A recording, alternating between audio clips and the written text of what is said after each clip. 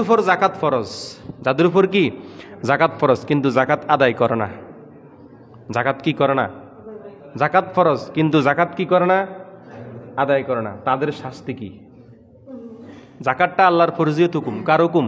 আল্লাহর ফরজিয়ত। এটা একটা ফরজ ইবাদত। এটা কি? ফরজ ইবাদত।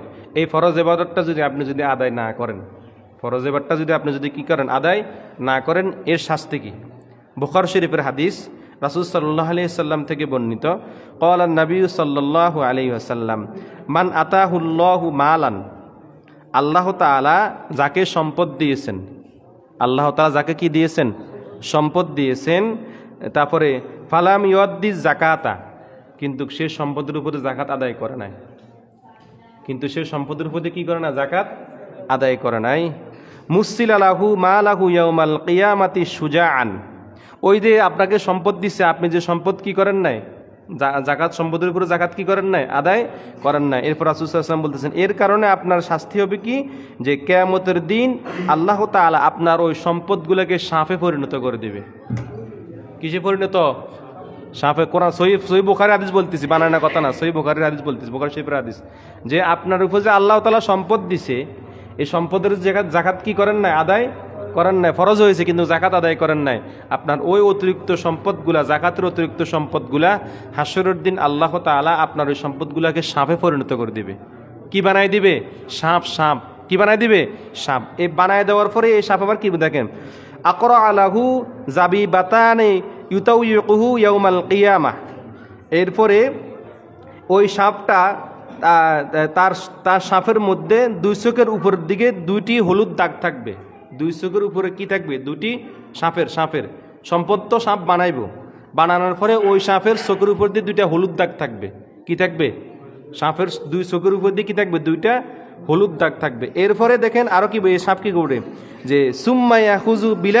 সুম্মায়াহুজু বিলাহজি মাতাইহি, এরপরে ওই সাপটা আপনার কি বলে, এই যে গলা আছে না, গলা আছে না, গলা এবং দুই চোয়াল, গলা এবং দুই চোয়াল, ওই সাপটা হাসরের দিন সুম্মায়াকুজু বিলাহজি মাতাইহু সুম্মায়াকুলু আনা মালুকুন ওয়া কানজুকা, এরপরে ওই সাপটা আপনার হাসরের দিন গলার মধ্যে কামড়াবে এবং দুই চোয়ালের মধ্যে কামড়াবে এবং সাপটা বলবে, আমি তোমার ওই যে দুনিয়ার যে সম্পদ তুমি জাকাত দাও নাই, আমি হইলাম তোমার আজকের সেই সম্পদ। নাউজুবিল্লাহ। তাহলে কি বুঝলাম? এই হাদিস থেকে আমরা বুঝলাম, বুখারী শরীফের হাদিস, এই হাদিস থেকে আমরা বুঝলাম জাকাত ফরজ হয়েছে কিন্তু জাকাত আদায় যারা করে নাই, অতিরিক্ত সম্পদ দ্বারা জাকাত দেয় নাই, ওই সম্পদগুলোকে হাসরের দিন আল্লাহ কি বানাবে? সাপ বানাবে। এবং সাপ বানানোর পরে ওই সাপটা তাকে দংশন করবে। কি করবে? ধ্বংস করবে। এটা কি চান আমরা? এটা কি আমরা কেউ চাইবো? তার মানে জাকাত যাদের ফরজ তারা জাকাত কি করতে হবে? আদায় করতে হবে। কথা বুঝেছেন এখন? এরপর আসেন আরো দুই একটা হাদিস বলে দিচ্ছি। আরেকটি হাদিস, এই হাদিসটা তবরানী শরীফের হাদিস। রাসূল সাল্লাল্লাহু আলাইহি ওয়াসাল্লাম বলতেছেন, মা তুলিফা মালুন ফি বাররিন ওয়ালা বাহরিন ইল্লা বিহাবসিজ যাকাত। রাসূল সাল্লাল্লাহু আলাইহি ওয়াসাল্লাম বলতেছেন যে জলভাগে এবং স্থলভাগে, জলভাগে এবং কি স্থলভাগে যাদের ধন সম্পদ নষ্ট হয়, ধন সম্পদ অনেকের নষ্ট হয় না, জলভাগে দেখা গেছে আপনার বোট ফাটাইছেন, নৌকা ফাটাইছেন, এই যে ধন সম্পদ না, এটা অনেক সময় বান বন্যাতে কি হয়? নষ্ট হয় না। আবার স্থলভাগে ধন সম্পদ কি হয়? নষ্ট হয় না। ব্যবসা বাণিজ্য নষ্ট হয়ে যায়।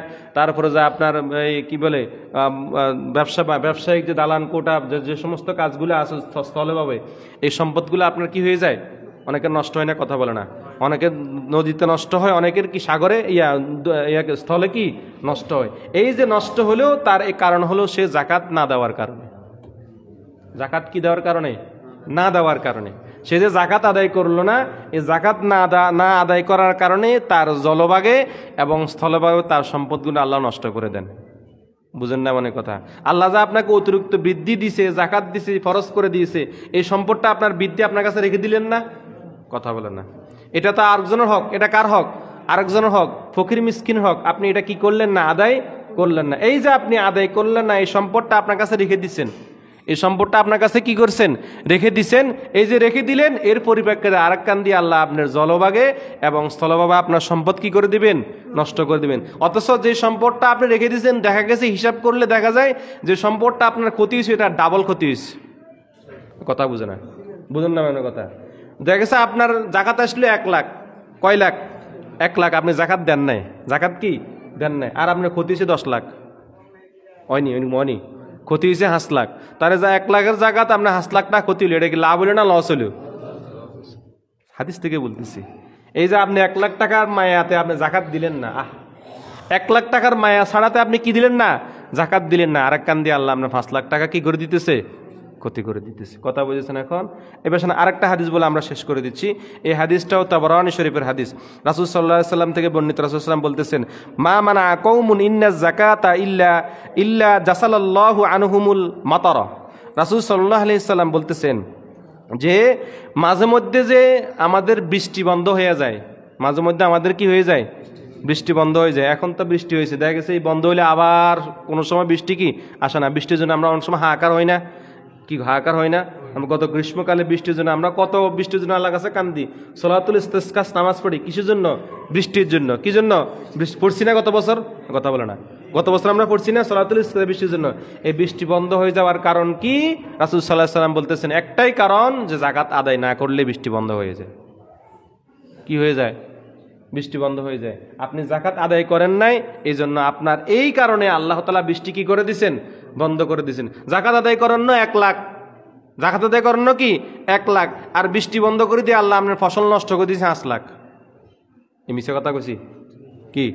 জাকাত আদায় করেন না কয় লাখ? 1 লাখ, আর বৃষ্টি নাই আপনার, বৃষ্টি যদি না হয় তাহলে কি আপনার ফসলাদি হইব? কথা কানা, বৃষ্টি যদি না হয় ফসলাদি কি হয়? বৃষ্টির কারণে তো ফসলাদি কি হয়। এই যে বৃষ্টি হলো না, এই বৃষ্টি না হওয়ার কারণে আমরা ফসলাদি আপনার ধন সম্পদ নষ্ট হয়ে গেল। হিসাব করলে দেখা গেছে 10 লাখ টাকার সম্পদ কি নষ্ট হয়ে গেছে। অথচ আমরা জাকাত দেন নাই কয় লাখ টাকা? 1 লাখ টাকার জাকাত দেন নাই। তো এই যে জাকাতটা দেন নাই, এর কারণে আল্লাহ তাআলা আরেকখান দিয়ে আপনার কি করে দিছে? ক্ষতি করে দিছে। আর এই জন্য আমরা শুরুতে বলছি, এই যে জাকাতটার কারণ হলো পবিত্রতা, জাকাতের কারণ হলো বৃদ্ধি হওয়া। জাকাতের কারণ কি? বৃদ্ধি হওয়া। আপনি জাকাত দিবেন, আপনার সম্পদ বাড়বে।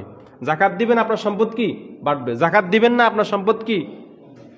1 লাখ টাকা জাকাত দেন নাই, 10 লাখ টাকা ক্ষতিছে, জাকাত কমে, সম্পদ কমছে না? কথা বলে না, বুঝাই দিচ্ছি আপনাদেরকে। 1 লাখ টাকা জাকাত দেন নাই, কিন্তু আরেকটান দিয়ে আমার 10 লাখ টাকা কি হয়েছে? তো সম্পদ কমছে না বাড়ছে? কমছে না?